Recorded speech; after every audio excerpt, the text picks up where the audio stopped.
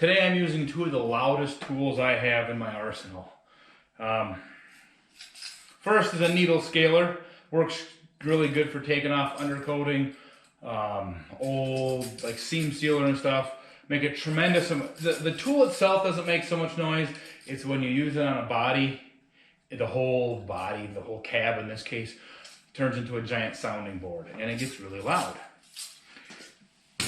And then there's this little guy. This is awesome. I have no idea what it's actually supposed to be called, but I've always just called it and heard it called a little screamer, because that's exactly what it does. It turns at some ridiculous RPM, and I'll move in and show you these. Got these little ridges here, just two of them. And what they're designed to do is, like, there was a dent here. I've got the nail gun out, and then wherever the nails are, there's always these wee little high spots. And this thing, you just rub it over the area when you get the trigger pulled, and it taps those things down at, I don't know, 30,000 RPM or 30,000 hits a minute or whatever the hell it is. It's ridiculous. But it works great. So if you ever have a chance to get one of these on a sale somehow, get it. You won't use it much, but when you do, they are freaking sweet. So you can see I have the cab flipped up on its back. I did that for a couple reasons. One, so I could weld the bottom side of the floor, and also so I could sandblast the roof, because the whole roof was just covered in like surface rust.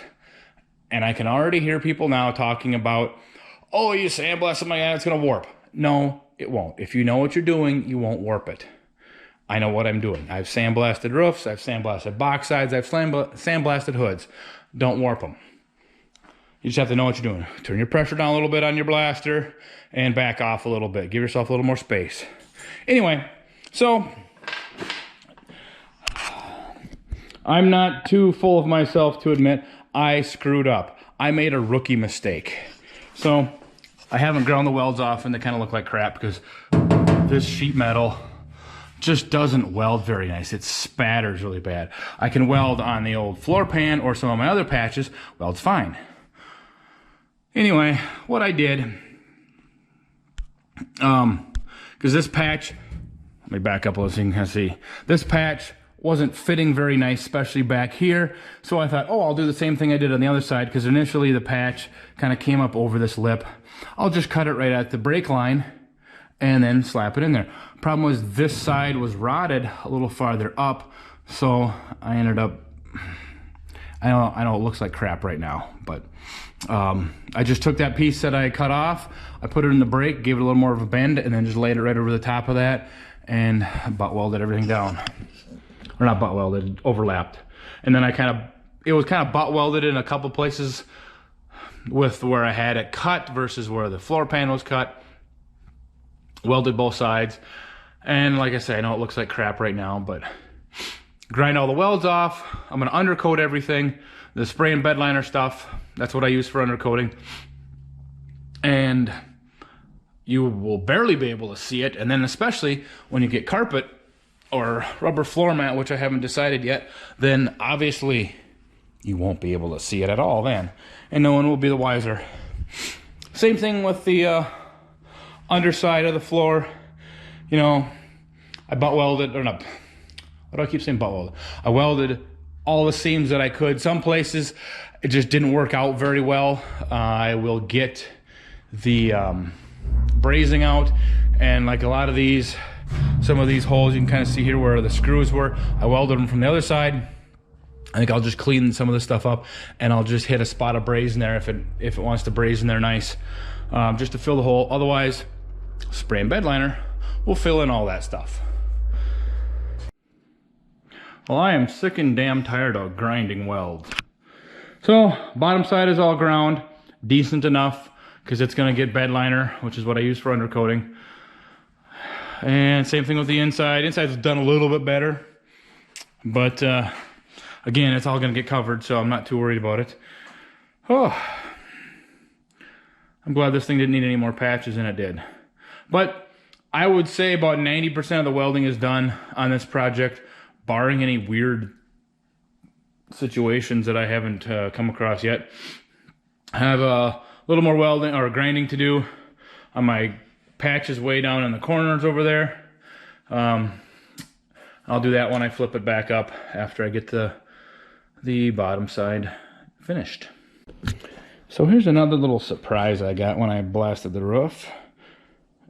2 or 3 tiny little, I'll get really close, little pinhole rusts right there, which is kind of an odd spot, but not unheard of. I've had that, you know, little rust holes like that before in cab roofs. I don't know. I don't know what that's from. I know this inner lip here is not the greatest shape, but some sandblasting, some rust preventative stuff, and some seam sealer, and no one will know. Except you, me, and everybody on YouTube, I guess. But I won't tell if you won't. Well, isn't that beautiful? Obviously, I got the floor blasted and sprayed with bed liner, aka undercoating. Looks pretty good. I did kind of screw up a couple things. I should have known better, but it's been a while since I've done this stuff. So all the little screw holes that came through, I didn't fill them all full of seam sealer before I did all this, and my spray and bed liner, I use Raptor, didn't fill them in, so then I had to go back through and hit all of them. Not a big deal. It probably would have been fine, but it's just one of those things. I know it's not, I know it's there's a thing there, so I got to fix it. It was primed and everything, so it's not like it was gonna rust. But anyway, so that's done. I'll be flipping this thing back over right side up here later this afternoon. What else have I got done? I got the roof blasted, and I got a couple dents fixed. I've got to reblock one spot because there was a couple dents that I wasn't expecting to find that I did after the first blocking. So just a little thing like that. Oh, over here, passenger door, basically all the body work is done. That had very few dents. They're all pretty shallow, muttered out, primed, blocked, really nice. Driver's door, there's more work to it. There's a few more dents in it, and the biggest thing was down here. You can still see my filler is still wet. The bottom lip had some rust on the inside, so I had to tear all that apart, blast it, weld it all back together again. So that's kind of what the situation is there. But hopefully I'll have this thing at least primed yet today, and then I'm going to paint. I've got one wheel well, inner wheel well for the front ready to go also, so I'm going to put some color on that so that I know I can see my color. Yay! That I think is a pretty good summation of the progress. You kind of see all my pieces in one big wide shot because I'm sure that's exciting to somebody. And I think, yeah, that's about all for now.